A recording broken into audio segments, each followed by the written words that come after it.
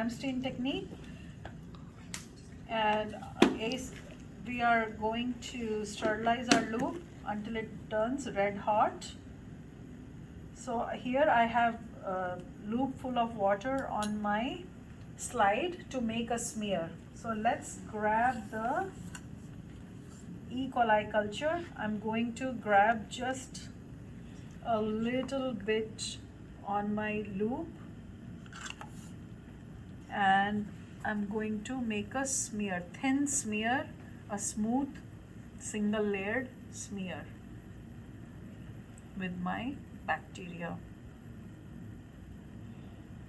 on the loop. Okay, so just make sure that there are no clumps here, just everything is just smooth and thin layered.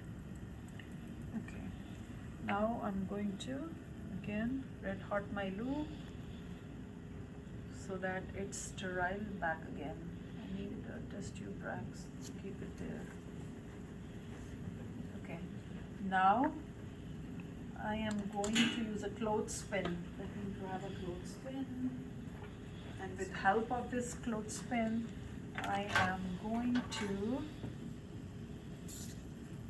hold my slide, and I'm ready to heat fix my slide by running it few times over the flame. So this not just dries the slide, but it basically heat fixes the bacteria. Okay, so now once it gets heat fixed, it will not wash off when it's ready to be rinsed off during staining procedure. So that's the main reason why we heat fix our slide. The bacteria basically coagulates on the slide. Okay, just make sure you don't do it too much because you don't want to burst the cells. It should be good enough.